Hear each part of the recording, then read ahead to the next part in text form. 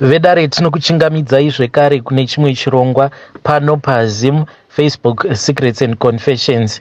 Hei zvakangoma hazvo veduwe, pane imwe message iyo yandakatumidzirwa ichibva kuna mukoma vedu nezuro chaiye. Hanzi makadii zvenyu mukoma Nashe, ndinokumbirawo kuti munge muchindiposterawo nyaya yangu makavigawo chitupa changu. Inini mukoma ndine jambwa neminyama ende handizivawo kuti zvii zvandingashandisawo zvingaitawo kuti jambwa iri neminyama zvinge zvichizobvawo pandiri. So mukoma, recently pane vamwe vekuchechi avo vainge vakandipa a good deal since ndainge ndichida motikari, vakabva vati kwandiri inini ndinokwanisa kuvabhadhara pashoma pashoma, then kana ndazopedza kuvabhadhara vobva vazondipa motikari iya. Zvino tainge takasainirana pasi, but chakazondinetsa mukoma ndechekuti ndakati ndiri muBolt ndichibva kumba kwavo then tichidzoka kumba inini nemudzimai wangu, we still remember very well mukoma Nashe kuti bepa iri rainge riine contract tainge takatorigadzika pasit and we made sure kuti patakaburuka zvinhu zvose zvainge zvirimo mumotikari imomo takazvitakura ndokubva tapinda nazvo mumba. But mukoma, just about 5 minutes later takati tava mumba tava kutanga kutsvaga bepa riya kuti tinyatsokuriverengawo nekufadzwawo nezvatainge taita, then takabva tazotanga kutsvaga bepa riya tikarishaya mukoma. Bepa iri rakashayika. Inini ndakabva ndati zvimwe kuda muchinda uyu weUber maybe iye anokwanisa ariona. This guy ainge achitori mustreet medu achiri kudriver nekuda kwetraffic because takazosvika pamba huri husiku, saka ainge asati atombobuda mustreet redu pandakazomufonera ndichimuudza kuti ndainge ndakanganwa something mumotikari make. Ndakasvika kuya mukoma takavhendenyura motikari yose kutoti bepa riya harina kutomboonekwa. Ndainge ndiine chivimbiso chekuti pandinozodzoka kumba zvimwe kuda mukadzi wangu anenge ari wana. Takaita almost usiku hwose tichitsvaka bepa iri tikarishaya mukoma. Ende akasike kutanga zvinhu izvi zvichiitika, dzimwe nguva ndinokwanisa kutoti kana ndiine mari iyo yandinenge ndiinayo muhomwe dzangu, mari iyi inokwanisa kuzongokaruka yadisappear zvekuti ndakatozviudza kuti inini hangu I do not deserve kuti ndinge ndichifamba nechikwama because ndakafungidzira kuti zvimwe kuda kana ndikafamba nechikwama ndo chinokonzeresa minyama iyo yekuti mari inge ichingonyangarika. Hausi upenyu hwekuti hunondinakidza, upenyu hwekutoti hunotondirwadzawo, asi ndinoshaya kuti ndingazvifambisawo sei. Kana kuinewo vanokwanisa kundibatsira kundipawo maideas kuti jambwa iri neminyama ndingazvidzingawo sei, please ndibatsireiwo, ndichange ndichizotevererawo mucomment section.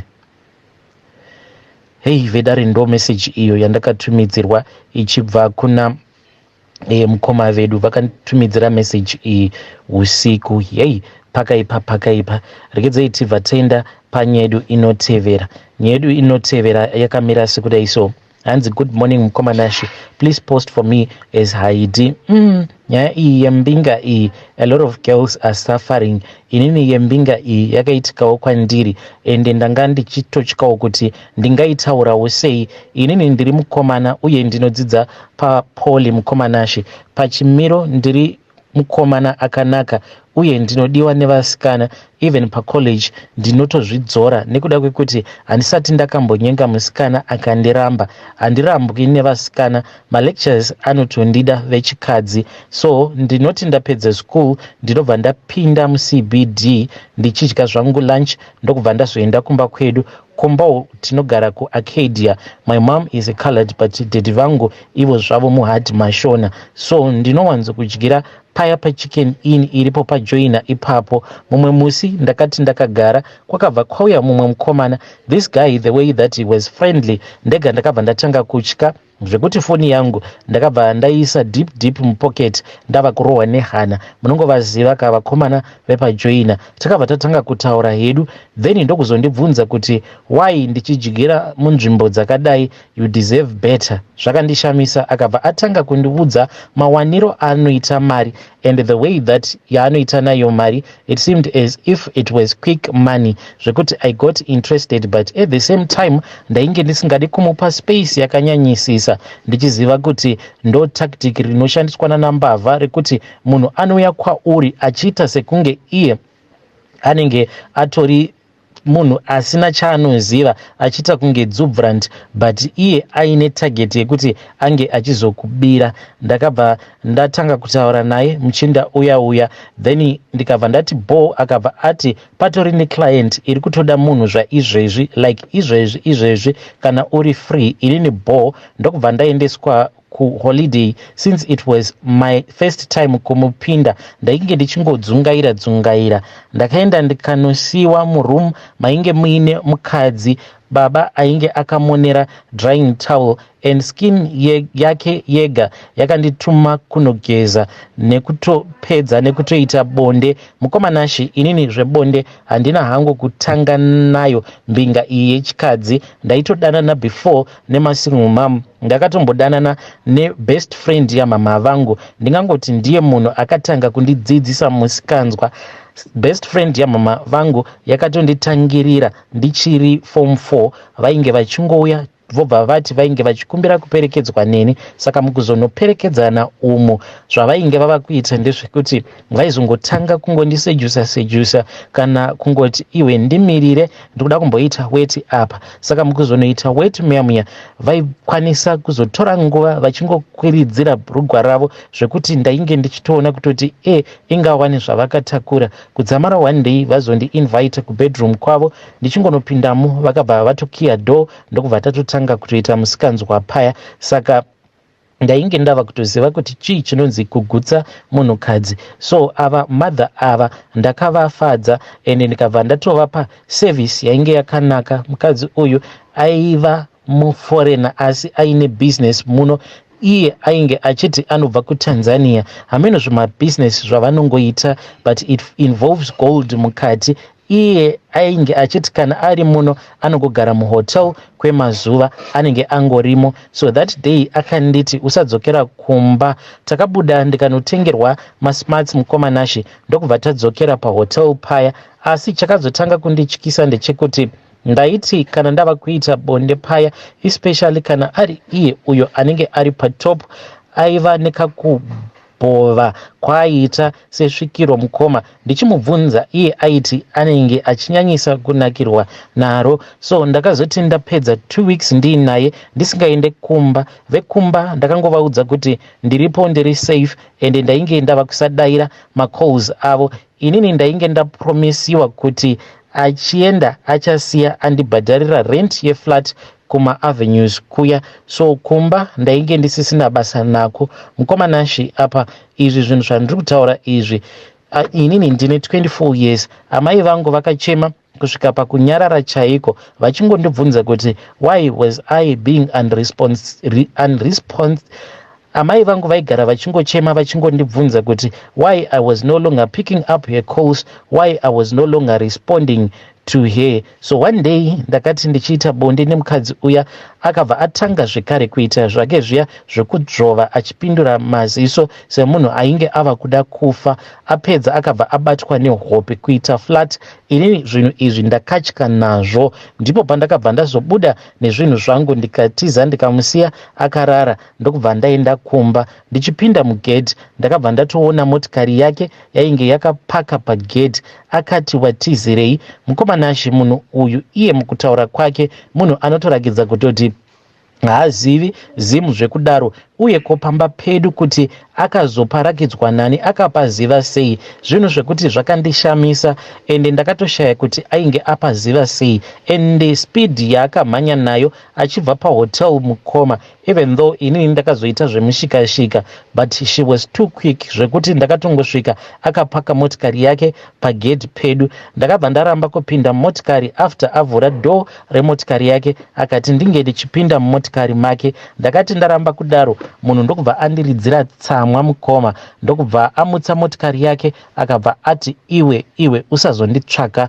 mangwana. Apa aitotaura neshona yainge iri broken, but mukoma zveshuwa mukadzi uyu paakanditi usazonditsvaka mangwana ainge achirevesa. Zvakazotanga kuitika ndezvekuti ndakatanga kurota. Ndairota umwe mukadzi ainge ari wechirungu. Mukadzi uyu aipota achiuya kwandiri. Kana auya kwandiri taibva tazotanga kuita bonde but ndaizoti paya kana tapedza kuita bonde riya rainge richinakidza, then mukadzi uya aibva azonditarisa obva atanga kuseka, obva achinja, obva aita kunge ngirozi, obva abhururuka. Ndaizomubvunza kuti ko why wandiseka uye why wazoita bonde neni iwewe uri ngirozi? Kutanga rinhiko ngirozi dzichiita bonde nevanhu? Then ngirozi iya yaibva yazonongedzera pasikarudzi yangu. Ndaizoti kana ndatarisa sikarudzi yangu mukoma inenge yapetwa kudai, yakasungwa. Then sikarudzi yangu yakabva yazotanga kupera simba, zvishoma nezvishoma, zvishoma nezvishoma. There was one day apo pandainge ndiine girlfriend yangu kudaro, takazama tichazama mukoma, ndikati zvimwe kuda ndainge ndiine stress. I even blamed her, ndikati she was the reason as to why sikarudzi yangu yainge ichiramba kushanda nemazvo. Takazama zvose mukoma kuzosvika iye azoramwa akati maybe une munhu akakugadzira. That was the first time experience izvi zvandainge ndaexperiensa, but now mukoma Nashe iko zvino zvesikarudzi yangu kutoshanda kwayo haichatomboshandi zvachose, ende iri kuramba ichingodzoka ichiita diki zvekuti ndinokwanisa kuclassifyiwa semunhu anonzi ane kadora. But inini ndakatozvarwa ndiine sikarudzi yangu yainge yakazvinakira, but iri kuramba ichingorejusika size. Ndingangoti from somewhere 17 centimeters or 18 centimeters ndainge ndisina kumbogara ndakazvimezha hangu, but pandakatanga kunotisa kuti haiyo haichamiri zvachose, ndopandakabva ndazombotsvaka rula one day ndokubva ndatanga kuzvitambisa chimhandara maoko kusvika yazoita sekunge yainge yaita zvisimba zvainge zviri kure kure. Ndakati ndaimezha ndikabva ndaona kuti iyo yainge iri pa9 centimeters, ende ndakazongoramba ndichingomezha ndichinyora pasi. Iko zvino mukoma iyo sikarudzi yangu iyi iri pa3 centimeters, ende inoratidza kuti iri kuramba ichingodzoka ichiita diki. Ndava kutya kuti zvandakaudzwa neumwe muprofita ndo zvichazogumisidzira zvaitika pandiri, because iye muprofita uyu akati, baba, ndaona sikarudzi yenyu iyi yazosvika pakunyura kunosvika mumabhora, ipapo ndo pamuchazofa, nekuti koweti yacho muchazoita sei, kana kuti muchazoenda kuchipatara mobva manoiswa pipe. Ende ivo madzibaba ava vakati kana ndikangozvitendedza kusvika ndichizonoiswa pipe zvinenge zvava kutorevera kutoti kunyangwe vana ndinenge ndava kusavaita, kunyangwe mukadzi handizokwanise kuti ndinge ndichizoita mukadzi, nekuti hanzi pipe iyi ndichazosvika mukufa ndiinayo pipe iyi. Ndakangobayirirwa pipe iyo inenge ichiburitsa weti iya yekuti inenge isina control, inenge ichingomhanya ichibuda ichibva musikarudzi yangu ichimhanya nepipe ichinoenda mune zviya zvinenge zvakaita kunge zvimaplastic, chekuti unenge uchingofamba uinacho kwose kwaunenge waenda. Zvino nezera rangu shuwa ndinganzi ndichatemerwa upenyu ihwohwo here? I am very stressed mukoma Nashe, ndine stress isingaiti. Iko zvino nditori nedzimwe nguva dzekuti ndinonzwa imwe weti inenge ichindipisa. Weti iyi kuti inge ichibuda inonetsa kubuda kwayo,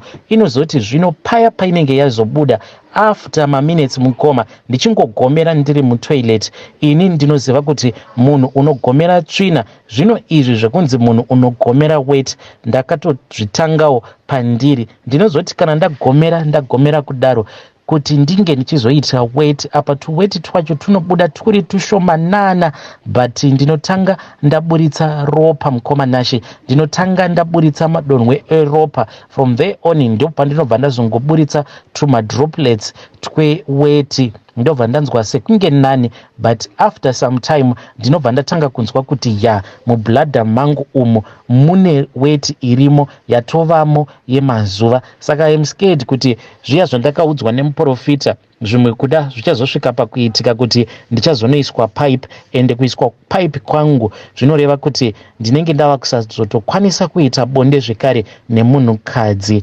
Please ndibatsireiwo mukoma Nashe, ndava kubuda imwe smell inonhuhwa big time. Kuchipatara ndakambonzi ndine sick asi haina kupora mushure mekunge ndapiwa treatment. Ndava kungogara mukoma ndakamonera nhengo yangu nekamwe cotton wool. ndo zvandiri kusangana nazvo izvi mukomanashe.